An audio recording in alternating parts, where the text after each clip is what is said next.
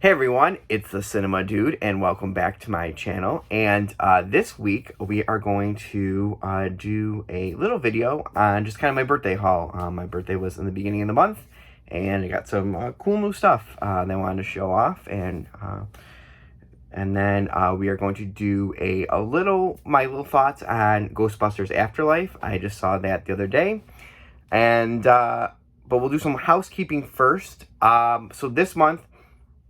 Once again, unfortunately, I apologize, but I had to scrap the discussion on noir films. The two people that I was going to work with, just our schedules have not been able to combine. So we're going to try to push it off into 2022 sometime, just kind of after the holidays and all that. Just try and maybe see if we can pick up back then. But right now, I'm scrapping that one.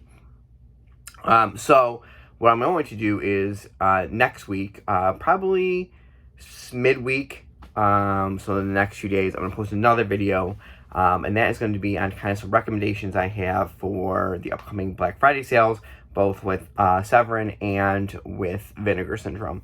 Those two start Thursday night, well, technically Friday morning, but so I'll have those, and that will be sometime earlier, or midweek coming up. So, but let's hop right into it. I got 1, 2, 3, 4, 5, 6, 7 titles that I picked up. One is a book that I was kind of very excited to get. So we'll actually start with that one. So there was a Kickstarter that came out, I want to say a few months ago, and it was about the different videotapes for Night of the Living Dead. Because Night of the Living Dead has been in the public domain for so long, and there was that little thing where when it first came out, they didn't copyright it per se, because of the short version of this. But because of that, people since, 68 have been able to put out different versions of it. In the sense of, if I'm Company A, I could put out with a cool cover. Company B could do the same thing. Company C, could do this. And that's where you get all these different ones. So, there was a Kickstarter called Night of the Living Tapes. And what this book is it's literally goes through different countries, different corporations. Like, this is United American Video Corporation, and this one literally had 4 different Night of the Living Dead tapes. So it's just kind of very interesting and cool to see that. So they had a Kickstarter for this. I missed the Kickstarter. It then is now on Amazon, so you can get this on Amazon, and you can actually get this and the checklist. So this is a checklist that, if you're a VHS person, it has all, I'm guessing, as close to complete version as possible of the different VHS tapes of that. And then they had a few other stuff that came with it. But anyway, so missed on that. Saw the stuff on Amazon. I was like, maybe, but it was 2 separate prices. Then found on eBay this whole package. So it must have been whatever the person's stuff. So it came with the book, the checklist. There's some stickers in here. There is a bookmark. So very kind of cool to have this. It's very fascinating with public domain movies. I always find those very fascinating to just see that, okay, anybody can put out 1 million copies of Night of the Living Dead. Anybody could put out, Nosferatu. There's all these movies, House on Haunted Hill, like, you see these 50 movie packs, you see, these budget buy packs that have these in there. But back in the day, it was all, VHS. So you had 10 different things of the Terror, or, things like that. But then you think there are some movies that you thought were, a good example of this is some of the Godzilla films people thought were public domain, like Godzilla vs. Megalon. So you could have 1 million different releases, but surprise, surprise, it wasn't. Actually, right here. This is an alpha video version of it for Godzilla vs. Megalon. So you can see right there, like, this was definitely owned by Toho, but people thought it was in public domain. So even close to the DVD, let's see, this is 2001. So even by that time, people were still thinking that this was public domain. So just kind of very cool kind of history on that. And so that was my first thing. Then we're going to go into something. I have a few others that I picked up, but I don't know where they went. So I'm just going to showcase this one because this one was like the coolest one I found. And this is, I went to Record Archive, and this is the Wicker Tree. Now, for those that don't know, the Wicker Tree was a 2011 film, and it is a pseudo-sequel to The Wicker Man. So it is directed by Robin Hardy, who did The Wicker Man in 1973. And Christopher Lee has a small part in this. He originally was supposed to play his original character, but he got hurt in one of the movies he was doing at the time, and so he couldn't, like, do the whole thing. So, which is kind of disappointing because it would have been really cool kind of to get that. But anyway, so this says, this time a young Texas couple travel to the Scottish lowlands to spread the gospel through a rural community, but instead of sharing the pleasures of heaven, they will discover a nightmare of sexual temptation and unholy terror.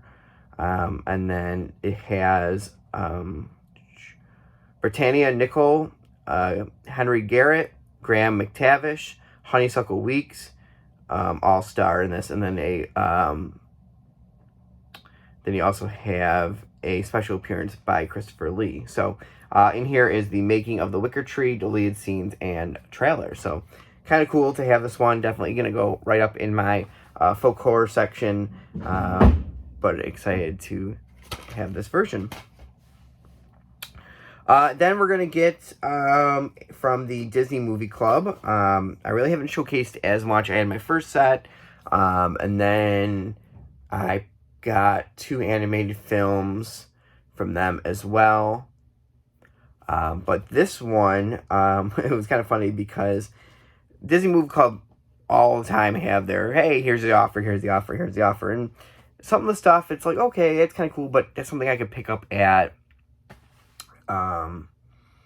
like Target or Walmart or whatnot. And they do have out right now, I guess, it's a limited or specific cover to them for Beauty and the Beast, which is kind of cool, but I already have it, don't need it and stuff like that. But anyway, so one of the things is I forgot to decline this one, so this one showed up, which is fine. I haven't seen it yet, so I would like to check this one out, and this is Free Guy, and it's the 4K Blu-ray and digital code for Free Guy. This is the one that stars Ryan Reynolds, Taika Waititi. Let's see who else is in here.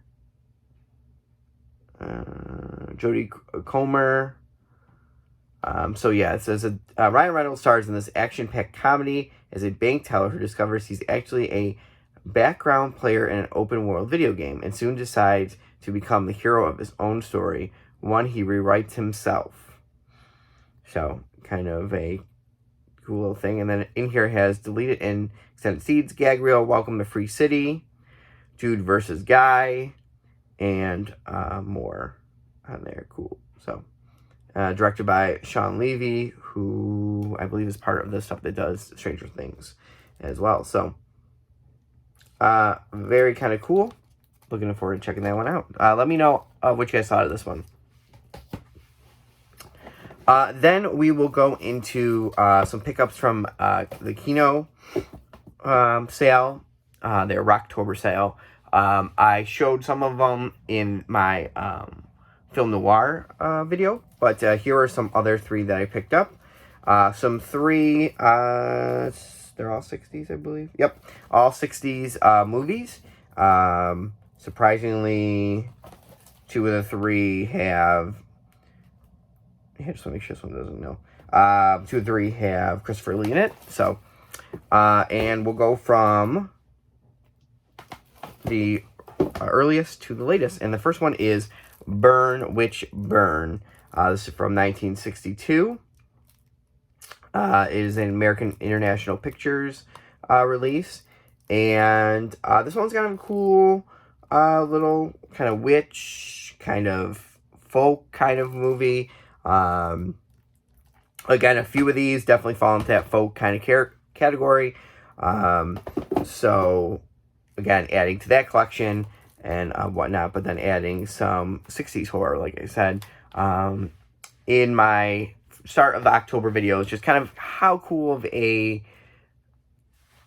decade that was, where you have these kind of clashes and these mixtures of genres, and you have a lot of stuff. You have gothic and creature feature and, you know, folk stuff. So, but it says here, the powers of dark magic rule the night in this chilling masterpiece of supernatural horror as a college campus turns into a nest of evil. Professor Norman Taylor, Peter Wingard, has been enjoying unusual success at work lately, but could it be due to the magic of his wife, Tansy, Janet Blair, practices in secret, a natural spectacle. Norman is infuriated upon discovering her methods, but when he destroys her protective spells, a vindictive force pulls both of their lives into mortal danger, leading to a final showdown that ranks as one of the most chilling in horror history. Turn down the lights, curl up tight, and watch this all-time fright classic from legendary Twilight Zone writers Charles Beaumont and Richard Matheson in stunning high definition, if you dare. Yes, I forgot to say that too, that this is has Richard Matheson and Charles Beaumont on there. So some really cool people that worked on, and probably 2 of their best, I would say, all-time writers on Twilight Zone. I mean, they cranked out probably most of the classics episodes. Special features on here is a brand new interview with star Peter Wingard, audio commentary with Richard Matheson, and original trailer. And this one came out in... Oh, it doesn't... Sometimes these Blu-rays say what year they came out, but it does not. But I was excited to add this one to my collection. So that is Burn, Witch, Burn. Next, we go to 68. We go to another American International release. This also is a co-production with Tygon. Tygon was just a small British company that kind of came in the wake of kind of the decline of Hammer. They wanted to put out movies that kind of had that Hammer feel, taking some of Hammer stars. And they have a few cool different movies that they made. But this one stars Boris Karloff and Christopher Lee, based on a H.P. Lovecraft story, Dream in the Witch's House, and that is The Crimson Cult. And it says, when his brother disappears, Robert Manning, Mark Eden, pays a visit to a remote country house he was last heard from. While his host, Squire Morley, Christopher Lee, is welcoming, Manning detects a feeling of menace in the air with the legend of Lavinia, Barbara Steele, the Black Witch of Gray's Marsh, hanging over everything. Will the village's renowned expert on witchcraft, Professor John Marsh, Boris Karloff, be able to shed light on the wicked goings-on at the Crated Lodge? Vern Swalwell who did Ghost Ship, directs this nightmarish horror classic based on H.P. Lovecraft's Dream in the Witch's House. So yes, you get Barbara Steele, you get Christopher Lee, Boris Karloff, Mark Eden, and Michael Goff, too. So really stacked cast in this one, which is really kind of cool. You get an audio commentary in here by David DeValley and Barbara Steele, conversation with Christopher Lee, interview with composer Kendall Schmidt, and then original US and UK trailers. So that is The Crimson Cult. So like I said, another kind of folk, but one that will fit into my Lovecraft collection as well. And then finally, the last of the Kino ones, we go back to another film with Christopher Lee, this time with Vincent Price. Again, another American International picture, and this one is The Oblong Box.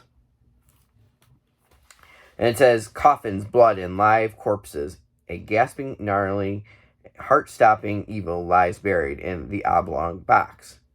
Do you dare unearth its wrath?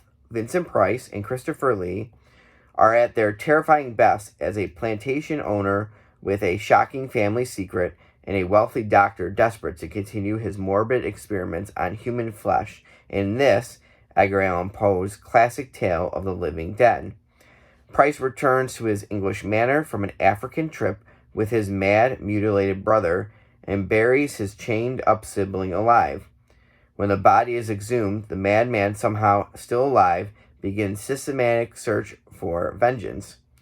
Co-written and produced and directed by the horror great Gordon Hessler, who did Cry the Banshee and Scream Again, with top-notch cinematography by John Quillian, Straw Dogs, and Cast of Iron. So special features in this one are, there's an audio commentary with film historian Steve Haberman. There is Edgar Allan Poe's Annabelle Lee, 1969, narrated by Vincent Price, and Vincent Price Trailer Gallery. So that is The Oblong Box. So those are my 3 Kino ones that I added. So again, a lot of folk in this one. And then finally for today, before we get onto my quick review on Ghostbusters Afterlife, I got a film from Vinegar Syndrome. This actually was showing at, we had a local genre film festival. It was in the 3rd year. It's called the Anomaly Film Festival. So they were showing a whole bunch of new films. They had like Hellbender. There's another one. I think they were showing Black Friday, which is a newer film. I went to go see, they showed a 35 millimeter print it was an Agfa print of Alligator, starring Robert Forster. So that was kind of cool to see. Surprisingly, the quality of the video and sound was good, but definitely had a red tint just from age and whatnot. So, but one of the other films that they had there that unfortunately I wasn't able to see, but it looked really cool when they showed the previews. And then just kind of looking at everybody getting this, I had definitely picked this up before the sale from Vinegar Syndrome, and that is New York Ninja. For those that don't know, New York Ninja was a movie filmed, I want to say 81, maybe. Let me just double check on that real quick. Let's see. Nope, 84. And it was filmed, but the project was abandoned and all original sound material was lost over time. So what Vinegar Syndrome did, bought the rights and went to work. And they kind of reconstructed the film. They didn't finish any, I don't know if they finished any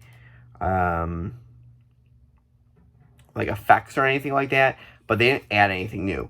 But what they did do is they took known genre actors and made them voice the characters. So you get a complete film. So really kind of cool set. Definitely on par with the Beastmaster set. And so when you get this nice box, there's the back side and really awesome front. And then this is the inside. There we go. And then in it, here is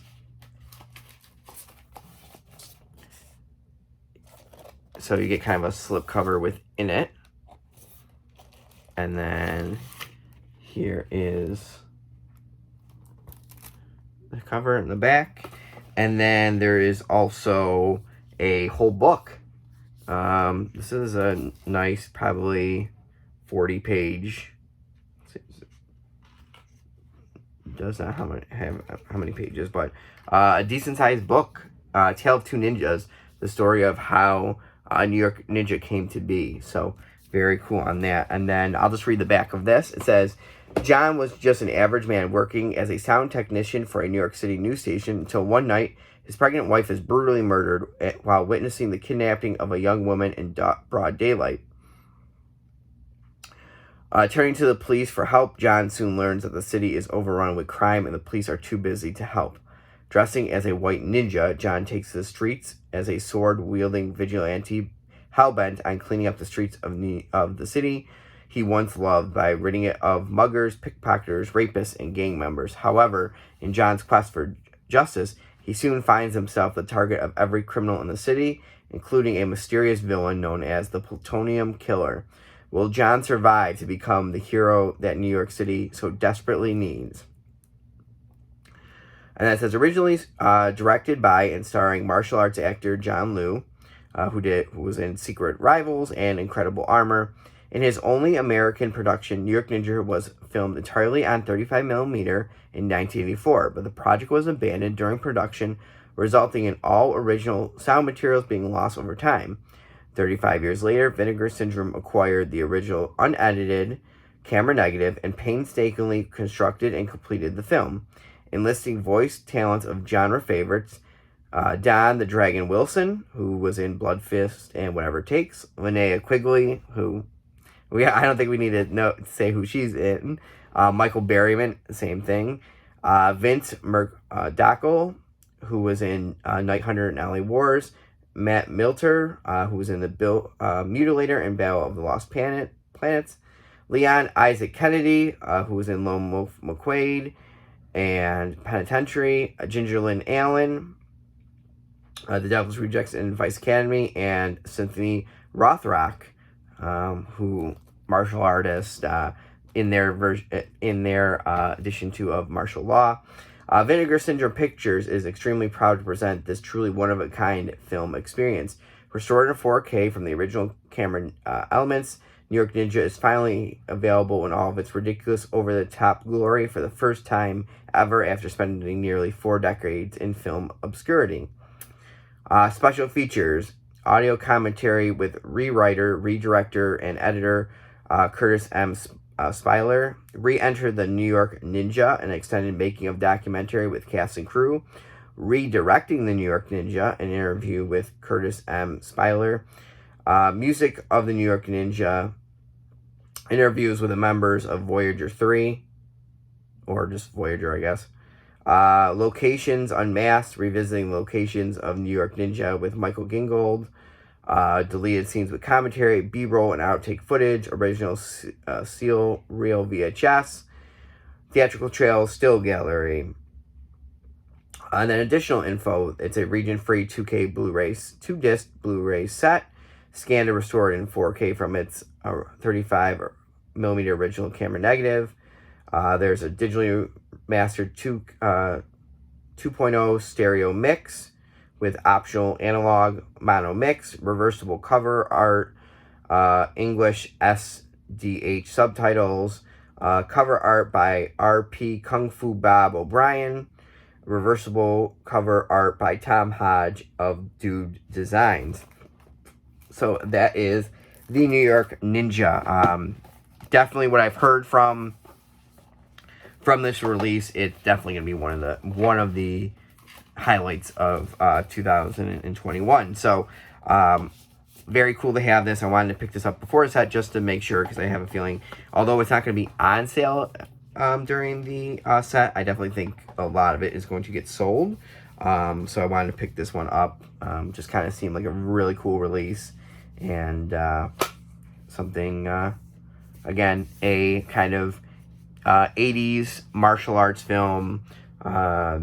You know, that was the era of all of, like, the American Ninja films, and the blood sport ones, and all those kind of American kung fu and ninja films. So very cool to add this one to my collection. So that was all my kind of birthday pickups. There was some other stuff I was going to pick up. I think I'm going to hold off for a while on those. Some like the 88 film kung fu stuff that they have out and such as well. Oh, and I did forget one more thing that came with the Night of the Living Tapes book. It was a Phantasm Presents number 3. It's 50 years of Night of the Living Dead, and it's just like kind of a behind the scenes, kind of some interviews, essays, magazine. So I wanted to add that. That came with the pack as well. So that's the first part. I will hop in real quick as this is kind of getting a little long on the video. Just my thoughts on Ghostbusters Afterlife. I went and saw it on Friday night. Sorry, and I thought it was great. A lot of people, the critics kind of were like, "Well, it's a lot of nostalgia," or "Oh, it kind of doesn't hit right." Just go see it for yourself. As somebody that likes Ghostbusters, it was great. I thought it was a great companion to the first two. Now, it's not a perfect movie. There were definitely some plot holes and things that, like, when you think back, you're like, oh, but it didn't ruin the movie. It definitely has a lot of heart in it. The last 10 minutes, if you just like Ghostbusters, and it just has this heart to it at the end, it really gets you. That was probably my favorite part of the movie. Just the ending part of it, and then kind of what they set up and stuff. So I would definitely check it out. Like I said, a great companion piece to Ghostbusters 1 and 2. They definitely reference Ghostbusters 1 more than they do 2, but overall, great. It definitely, once it comes out on Blu-ray, it'll be kind of a day one purchase for me, and I'll pick that one up. But really cool movie. They did a great job with it. I would recommend seeing that. So that's my quick review on Ghostbusters Afterlife, along with what I picked up for my birthday. I hope you guys are all doing well. Comment below to any of my birthday stuff interest you. Anything you've picked up. Have you checked out those books? Any of those movies? Have you seen Ghostbusters Afterlife? Let me know your thoughts in the comments below. Like I said, probably midweek this week, I will be making another video that will do kind of a Black Friday preview of kind of stuff that's on my radar and stuff I think you should pick up for the sale. So everybody, thank you so much for watching. I do appreciate it. I will, well, maybe I can flip over real quick. As you can see, this has pretty much been going on, but I'll give you a little preview over there. That one shelf right there has been done. So I have all my kind of exploitation films in there. The different action genres and stuff are all in there. So moving along with my kind of removing of everything in this room. So hopefully sooner than later that video will be up. But again, thank you so much for watching, everyone. And remember, be kind and rewind. We'll see everybody next week.